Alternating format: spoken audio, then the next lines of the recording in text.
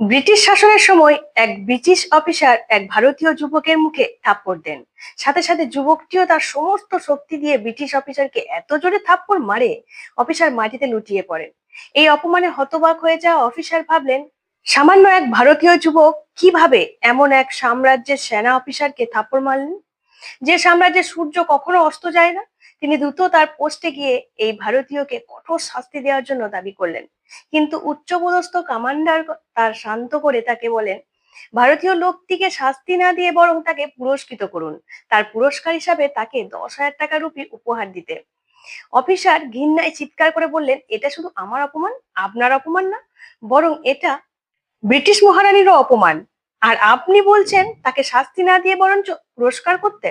Commander এবার বললেন, এটা একটি সাময়িক আদেশ, আর তুমি দেরি না করে এই আদেশ পালন করবে। জুনিয়র অফিসার তার কমান্ডার আদেশ মেনে 10,000 রুপি সাথে নিয়ে ওই ভারতীয়র কাছে গিয়ে বললেন, অনুগ্রহ করে আমাকে ক্ষমা করে দিন, আর এই 10,000 রুপি উপহার হিসেবে গ্রহণ করুন।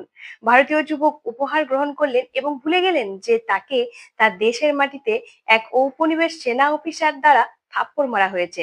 সেই সময় 10,000 রুপি অনেক বড় অর্থে। তিনি এই অর্থ যথার্থভাবে কাজে লাগিয়ে কয়েক বছরের মধ্যে জীবনে মান উন্নত করে বেশ বিত্তশালী হয়ে উঠলেন। আগে ছিলেন একজন সাধারণ মানুষ, এখন সমাজে বেশ প্রতিষ্ঠিত। অনেক বছর পর সেই ইংরেজ কমান্ডার তার জুনিয়র অফিসারকে ডেকে নিয়ে গিয়ে বললেন, তুমি কি সেই ভারতীয়কে মনে রেখেছো, যে তোমাকে থাপ্পড় মেরেছিল? অফিসার বলল, সেই অপমান আমি ভুলি কেমন করে। কমান্ডার বললেন, এখন সময় এসেছে, তুমি তাকে খুঁজে বের করো এবং জনসম্মুখে তাকে জোরে থাপ্পড় মেরে এসো।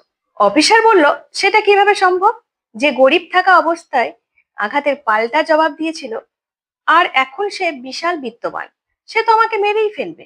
কমান্ডার বললেন, আমি যা বলছি তাই করো, এটাই তোমার উপর আদেশ। জুনিয়র অফিসারকে আদেশ মানতে হয়। তিনি সেই ভারতীয়র কাছে গেলেন এবং খুব জোরে একটা থাপ্পড় মারলেন। কিন্তু এবার ঘটনা সম্পূর্ণ উল্টো হয়ে গেল। ভারতীয় যুবক এবার কোনো প্রতিক্রিয়া দেখলো না, এমনকি সাহস করে অফিসারের দিকে তাকাতে পর্যন্ত পারলো না।